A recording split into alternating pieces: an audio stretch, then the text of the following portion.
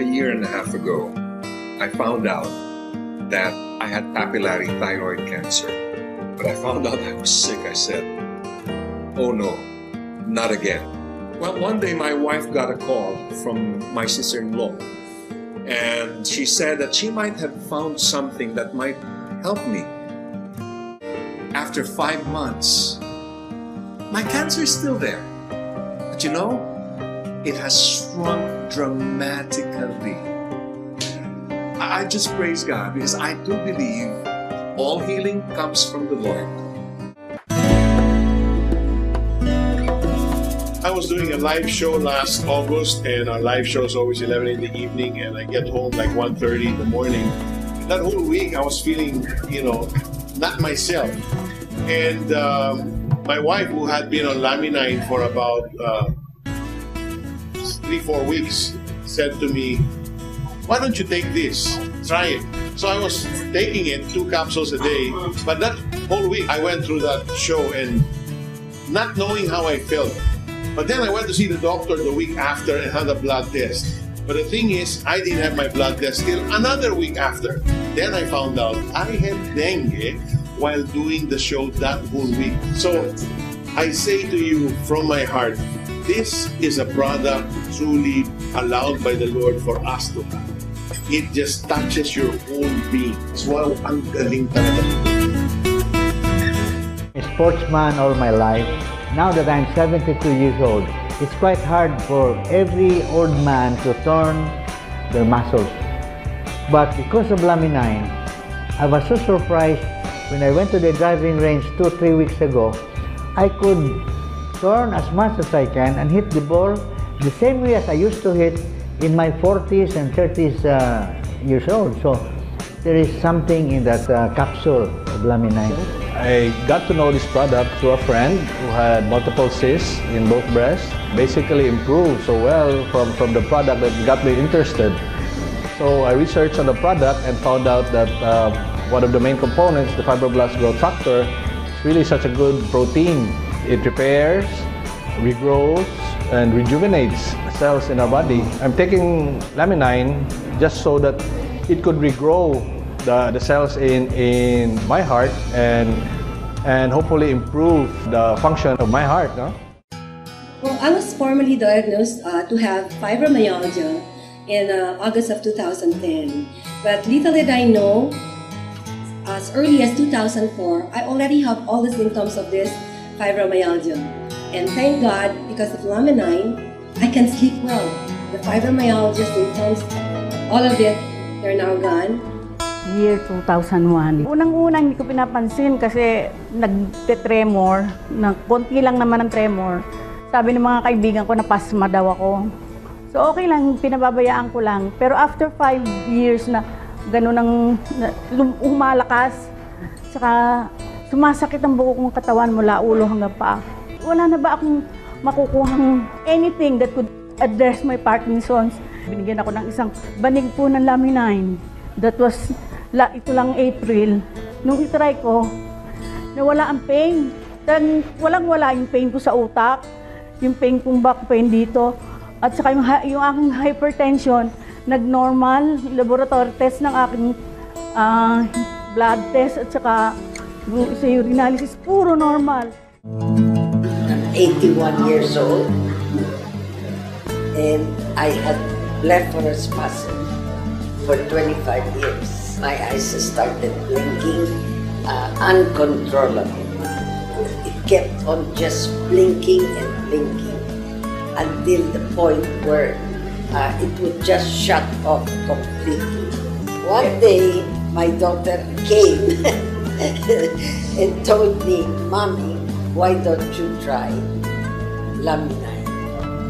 I took 1 in the morning, 1 in the evening, and 2 the next morning, and my face stopped twitching.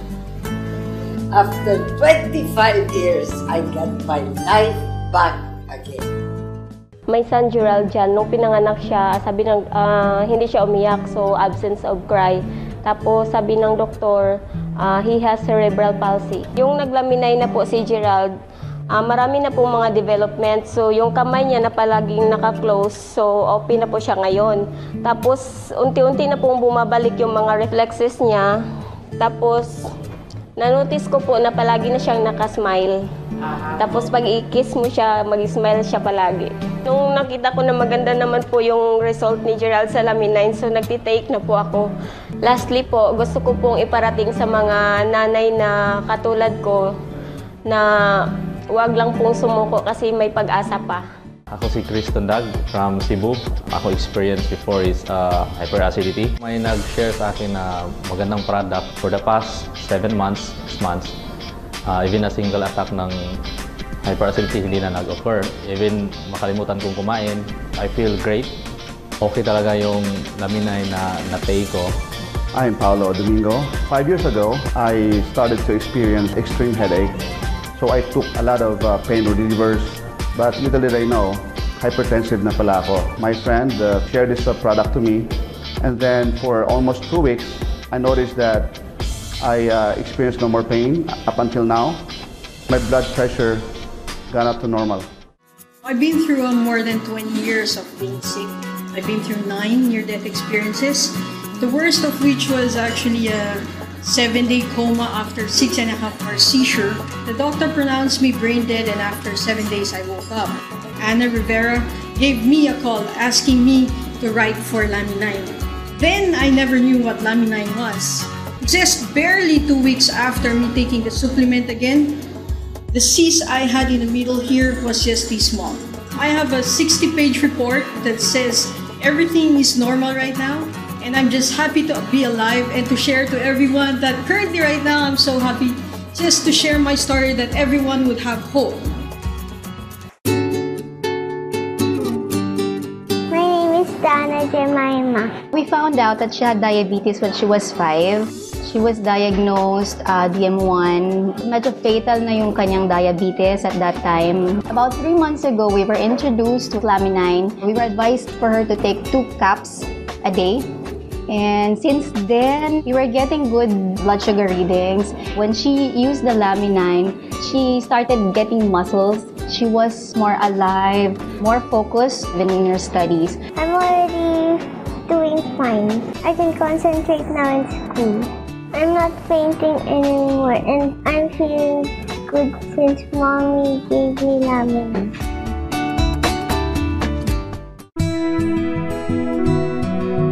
I have diabetes, and I have a high cholesterol. Being a diabetic also, I had these holes in my hands. Both hands, they have loops, white spots here. You'll see some cuts. It's like my hands are being eaten by something. When I took the Lamin-9, it erased everything. I love my husband, and I know now that he's going to live longer and enjoy our kids.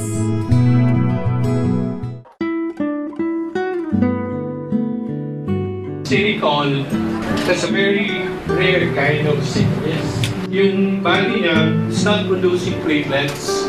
The first time we saw Nicole, platelet niya is only 1. The only time we did blood transfusion was only 1 time. And we have not done anything yet. The only thing that keeping Nicole alive now is Lamin-9.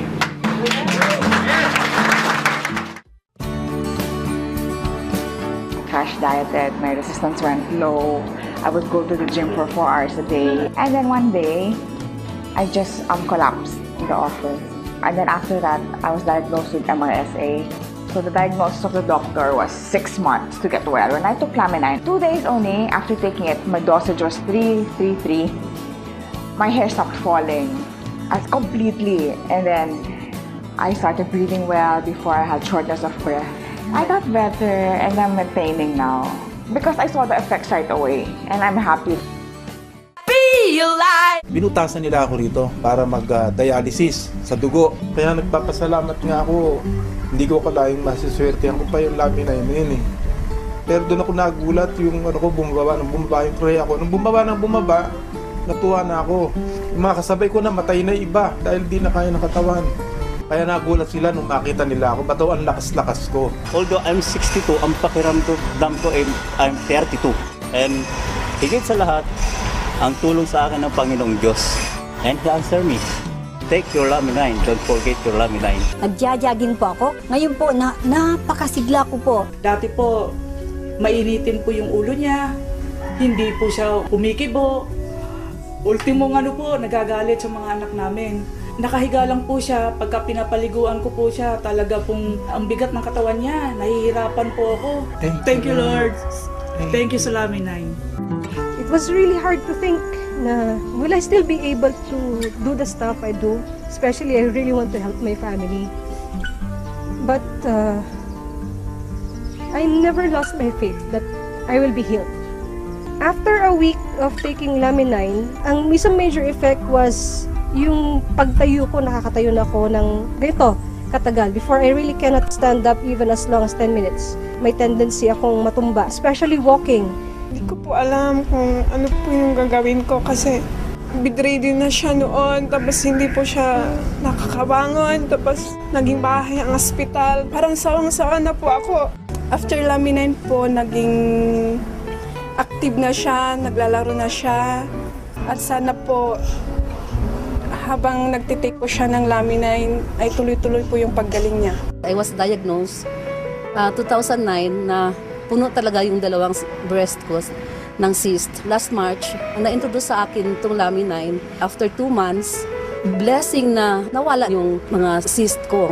I noticed na mayroong mga black spots na makikita sa mata ko. Sinabihan ako ng doktor na, uy, kailangan ka ng operahan, sir. 2 days after I take Laminin, pumutok talaga. Doon lumabas yung maraming pus, yung maraming fluids, dugo. Siguro mga 5 tasa yung lumabas. Ang dami. Kasi palagi lang siya naglabas. Lumihit yung dito sa bukol ko. Laminin talaga yung nakaano yan kasi wala akong ibang tinitake. Mostly yung couple, nag-married sila para magkaroon ng anak. Parang may kulang sa sa pamilya namin. Hindi natin matatawag na family pag walang anak. For almost 13 years namin, 3 months lang akong nag-take ng Laminin. Tapos may result kaagad. Binigay ng God. Miracle talaga. Para bang may nakadagan sa akin na 2 kaban na bigas na para bang hirap kong kumilos. Hindi po ako makapagsalita. Kahit gusto ko pong imulat yung mata ko, pag minumulat ko po is nahihilo po ako. Ang case niya is a full-blown hemorrhagic dengue fever. Laminin po is a solution sa mga illness. Para sa akin, napakalaki po itong tulong nito. Pagka prinobide po ni Lord, para po makatulong sa mga may sakit. I was struck by rheumatoid arthritis, so I cannot walk anymore. After 4 consecutive days of taking it, I was able to stand and I can walk already.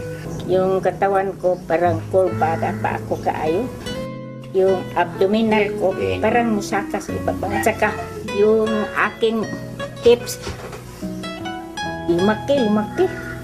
After 4 days or 5 days, taking Laminin, I feel easy to walk. Parang hindi na ako masyadong mangyuko ko. Nagputol na ko sa kahoy. Nung accident ako noong February, na wala po ko sa tulad na pag-iisip. Talagang nakalimot po ko lahat. Wala po kong alam sa nangyari sa akin sa ospital. Nung makita ko ang picture ko, grabe ang nangyari sa akin. Buti nabuhay pa ako. Nung una pong nag-take siya ng Laminin, siguro 4 days. Sabi niya, magputulin ko kaya yung mga ang nahabaan daw. Mami, salamat talaga kasi nabuhay ako, Mami. 7 months after, I found out that there was a lump here. A week after that, I was told it's malignant. I took Laminin for a month. I was tested in Manila. The results of my bioresonance imaging, my cancer cells are inactive. My depression definitely is gone. Ako po is napasali sa treasure hunting. Nung na-retrieve namin, ako yung nagbukas. Pagbukas ko, meron akong nahamoy. Pero yung humawak talaga, tigok na. Ako boses lang apektado, pati mata. Pero sa ngayon, dahil sa Laminin, naka-recover. Kuwan ko sa ICU, hindi pwede ko mapirahan kasi malakas yung kuwan ko. Bit sa kasing-kasing. Ipainom daw ni Edgar atong Laminin. Nakatulog na siya. Wala na siya mag-alingasa. God has a special plan for each one of us. Only God knows our life. When He takes Laminine, He feel good in Laminine. Taon-taon, parami ng parami sa buong mundo ang mga taong naaapektuhan ng sakit na diabetes. Ayon sa DOH, aabot sa 380 million ang magkakaroon nito sa year 2025 sa buong mundo. Halos ilang porsyento rin ang mga taong nabibilang sa mga hindi nakakaalam na sila ay may diabetes. Marami ang nagiging bunga sa pagpapabaya sa sakit na diabetes. Mga komplikasyon na nagreresulta sa pagkabulag, pagkasira ng kidney, atake sa puso at pagkaputol ng paa. Gaya na lang ng isang taga-Quiapo na may diabetes. Itatago natin siya sa pangalan ng Mang Lucas. Si Ma'am Dali at saka ang kanyang asawa ay taga-Quiapo sila. Naghahanap sila ng lunas doon sa kanilang tatay. Pinakita yung picture. Nung una, honestly, para ako nadudual kasi doon sa picture. Hindi kaya ng sikmura ko. Nangingitim na talaga. At sabi nila, ang pinanggagamot nila, Sonrox. Unti-unting lumalala ito. Nabubulok at may masamang amoy. Unti-unting naaagnas at kung tatagal pa, malamang ay putulin na ang kanyang paa. Si Ma'am Dali at ang kanyang asawa, pumunta sila sa opisina sa FRPI para bumili ng Laminine. Lingid sa aking kaalaman, hindi nila pinainom, binugbod sa paa. And then, after less than a month, bumalik sila. Parang wala namang nangyari. I'm not a doctor, sabi ko, pero parang may mali. Tanggalin natin yung Sonrox. Gamitan natin ng Betadine at Agua Oxinada. 4 times a day. Sabay Laminine. 3 sa umaga, 3 sa gabi. Sabi ko sa mag-asawa kay Ma'am Dali, i-continue lang. Ang na-notice namin, mula sa nangingitim, walang daloy ng dugo, after 1 month, ma'am, namula. And then napansin namin, dun sa paligid, mayroong tissue build up. And then, tinuloy-tuloy. Ang nakita namin dun, good news, in less than 2 months, pagpakita nila sa akin ng picture, wow, nag-build up totally yung laman. Grabe, ma'am. Talagang halos maiyak kami kasi normal na yung paa, magaling na, and then nakakakain na, nakakatulog na, masaya na. Ngayon, gusto nang maglakwat siya. Ang kanyang paang naaagnas na halos, natuyo at tinubuan na ng laman.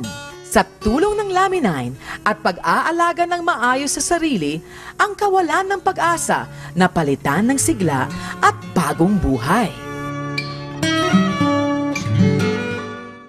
Malaking porsyento ng ating mga kababayan ang napapabilang sa hanay ng mga mahihirap. Kadalasan hindi nila kaya magpagamot kung may mga sakit silang nararamdaman. May kami kong preso ramang gisalom. Tandaan niya, brinsalom ko. 12 ka dupag, itungkad ko bisa di mo tungkad, pero ako dulong sakit. Ama, dire, hindi na kayo kabati. Dahil walang safety gear sa pagsisisid sa dagat, naging dahilan ito para siya ay mabingi. Amo to ma'am, nagamitan ko sang Laminine. Kaya nga dulunggan nga medyo ga basa, nagmala ko no, kadayon nga medyo nakabati na ko. Na-stroke ako, tabingi yung bunganga ko, luwa yung mata ko, wala na akong ginawa kundi mag-pray na mag-pray. Dahil may compassionate heart ito si Ma'am Barlin, she gave me 3 boxes of Laminine. Sinubukan ni Salvador ang Laminine. Resulta, naging maayos ang pakiramdam niya. After 2 or 3 days, doon ko na naramdaman ng sigla ko, ang mga ugat ko, para akong si Incredible Hulk, na talagang ang lakas ko na sumigaw kaagad ako, wow! I feel good! Palabas na ako ng bahay, nahilo ako at biglang natumba. Buti na lang nakita ako ng pamangkin ko, naagapan ako. Tumaas po yung dugo, 180 over 120. Na-stroke siya, inabutan ko siya ng Laminine. Pinainom ako ng Laminine dahil naniniwala akong gagaling ako. Naumpisa na akong malagalaw yung katawan ko. Umpisa na rin akong maglakad-lakad, pati yung kamay, naikilos ko na. Hindi na nila ako gaanong inaasikaso. Malaking pagbabago na po ang nangyayari sa buhay ko. Gumaan ang pakiramdam ko, hindi na sumisigip yung pati puso ko. Bakit ako dinapuan ng ganong sugat na hindi gumagaling. Paulit-ulit na kumalat sa katawan ko. Nagkaroon po ako ng karamdaman na to na hindi po ako nakakatulog, namayat po ako ng husto, at yung likuran ko po, yung left side ay naging frozen shoulder na po siya. Hindi ko maitaas ang kamay ko. Uminom na ako ng mga antibiotic pero matagal na panahon po, hindi po siya nalunasan. Nang magamit ko po itong produkto ng Laminin, meron palang plano ang Diyos at gusto siyang ipagawa sa akin. Hindi lamang po ipalaganap ang kanyang salita, kundi ipahayag ko rin po na meron pong magandang bagay po dito po sa Laminin. I was on a surgery due to some infection with the gallbladder. The doctor saw something on my big and small intestine that creates infection in my body. That almost got me into a sepsis. That will cause me my death due to poison in the blood. Somebody introduced Laminin. It's a miracle that I could sleep well. My appetite is restoring fast. My weight is getting to gain more. A surprise for me, people telling me you get younger. The blessing of God, you cannot fathom it. Laminin helped me during the time. Try it. I was diagnosed to have that stage 5 kidney disease. I was so weak. I went to my doctor and he said, can't do anything for me anymore. I saw in TV, Laminin. I think God is answering me. I was given only 2 in the morning and 2 in the evening. I tried umihi. Nakaihi ako ng medyo okay. On the 4th day, imagine, I expelled so much. For 2 days, continuous yun. And then, lumabas na yung pinaka-tsokolate ko. On the 3rd week, I felt good already. I walk fast, I eat fast, I talk fast. Every time we go around wherever, nahuhuli sila sa akin. Si Banji ba yan? I said, you so multo, ano? Nangayayat na ako ng gusto, hindi na ako makakain. Tapos, hingal na ako ng hingal. Tinakbo nila ako sa ospital and that is the first time na nag-dialysis ako. Pag sinabing dialysis, napakahirap ng procedure at saka yung pakiramdam. Meron kang pain internally sa kidneys mo na hindi ka makatulog. I-inject dito yung malalaking karayom. Ilalabas yung lahat ng dugo mo at idadaan sa machine, lilinisin nila, ibabalik ulit. Tapos after dialysis, hinang-hina ka, tuloy-tuloy lang yung Laminin ko. Dumating yung time para ako mag-laboratory. Gulat ako kasi nag-normal yung aking calcium. Yung aking potassium na sobrang mataas, nag-normal. At yung mahirap na gawing normal na uric acid, nag-normal din. Ang kreya ko, 800 na lang. That is before pa ng dialysis. Pinanganak ko po siya, nakita ko iba yung itsura niya. Mrs., mongoloid po yung anak mo. Kung paano minalagaan yung mga anak mo, triple yung gagawin mo. Ayoko nang nakikita siya nahihirapan. Pag natutulog siya, parang napuputol yung hininga. Awang-awa ako sa kanya. Malaking pasalamat na lang kami nang nakagamit po kami ng Laminin at doon nakita po namin yung mabilis na improvement po kanyang pag-iisip. Naging bibo po siya talaga. Naging active siya, emotion, physically. Nagkaroon siya ng tamang balanse. Kung maglakad dati yan, parang lasing, paikis-ikis.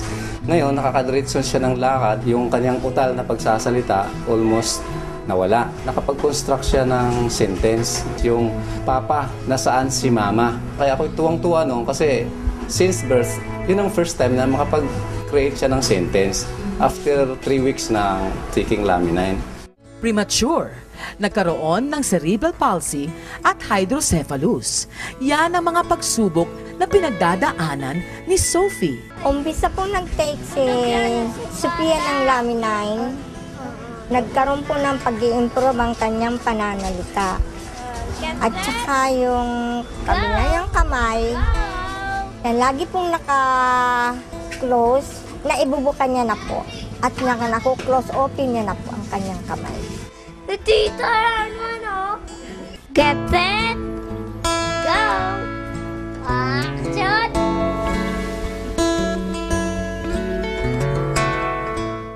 Nung pagpunas ko ng tuwalya sa mukha ko, bakit di kasamang skin? Oh my God, nalapnos ang mukha ko. Nung nakita ko yung face ko sa mirror, doon ako nagpanic talaga na nervous ako. Kailangan kong maayos yung mukha ko. Yung first day ko sa umaga, 3, sa noon 3, tapos sa dinner 3. Kinabukasan, pag ulit ko ng 3 umaga, before lunch, Nararamdaman ko parang kumikirot na yung mukha ko. I didn't know na yun pala yung trabaho ng Lamine. Na talagang nire-repair na niya yung tissue ba sa mukha ko. Ang bilis niya mag-heal din sa mga taong tumulong din sa atin na ma-introduce yung Lamine. Yun yung mission din natin na i-share din natin siya sa mga nangangailangan. What a wonderful collection of happy ending stories, hindi ba? Nakakataba po ng puso to know na marami na po ang natulungan ng Lamine at ng Be Alive. So, when we come back, you'll get more.